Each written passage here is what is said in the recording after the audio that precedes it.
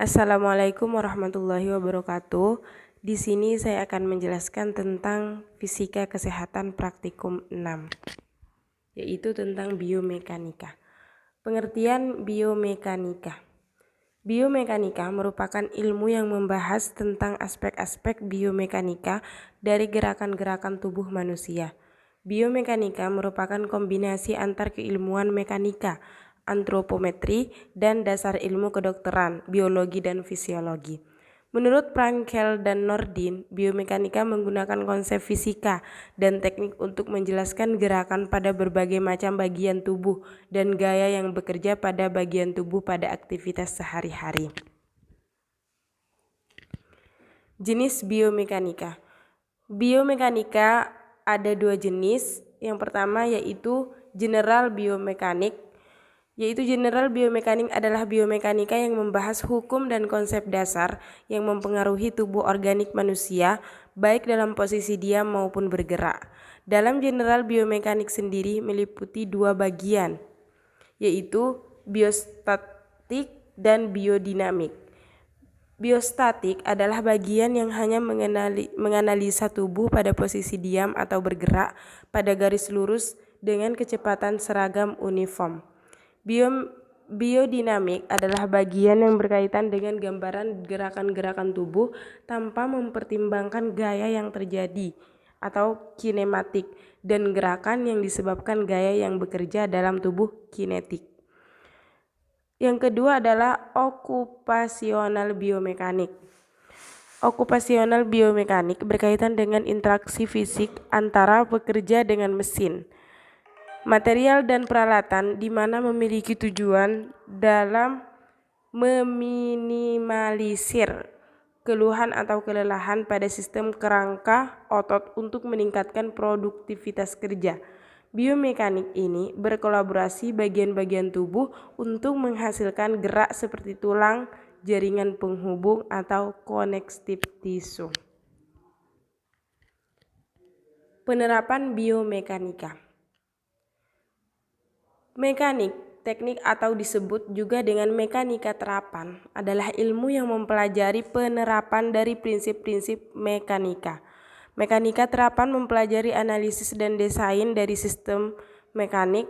Biomekanika didefinisikan sebagai bidang ilmu aplikasi mekanika pada sistem biologi.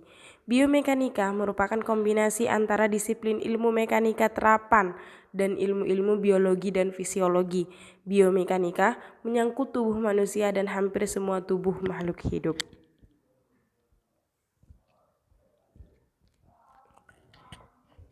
Sekarang penjelasan tentang connective tissue dan jaringan penghubungnya atau otot muskel. Connective tissue atau jaringan penghubung meliputi 3 bagian. Yang pertama, cartilaginous adalah sambungan yang berfungsi dalam pergerakan yang relatif kecil. Contoh, sambungan tulang iga atau ribs dan pangkal tulang iga atau sternum. Kartilak sendiri memiliki bagian khusus antara vertebrata atau ruas-ruas tulang belakang, yaitu dikenal sebagai intervertebral disc yang terdiri dari pembungkus dan dikelilingi oleh inti pupil core. Yang kedua adalah ligamen berfungsi sebagai penghubung antar tulang dalam stabilitas sambungan joint stability atau untuk membentuk bagian sambungan dan menempel pada tulang. Yang ketiga adalah tendon-tendon, yaitu memiliki fungsi sebagai penghubung antara tulang dan otot yang terdiri dari sekelompok serabut kolageno yang letaknya paralel dengan panjang tendon. Nah, sekarang otot muskel, yaitu otot terbentuk atas viscer atau fibre dengan ukuran panjang antara 10 sampai 40 mm dan berdiameter 0,01 sampai 0,1 mm, dan sumber energi otot berasal dari proses aerob maupun anaerob. Yang pertama anaerobik, yaitu proses perubahan ATP menjadi ADP dan energi tanpa bantuan oksigen. Yang kedua adalah aerobik, yaitu proses perubahan ATP menjadi ADP dan energi dengan bantuan oksigen.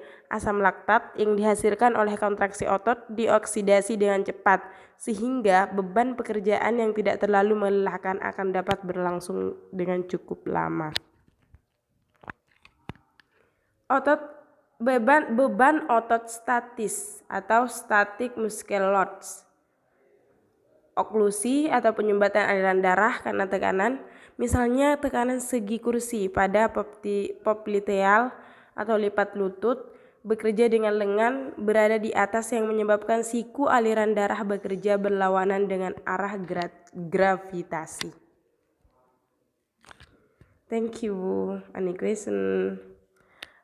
Mungkin hanya ini penjelasan dari saya. Kurang dan lebihnya saya mohon maaf. Assalamualaikum warahmatullahi wabarakatuh.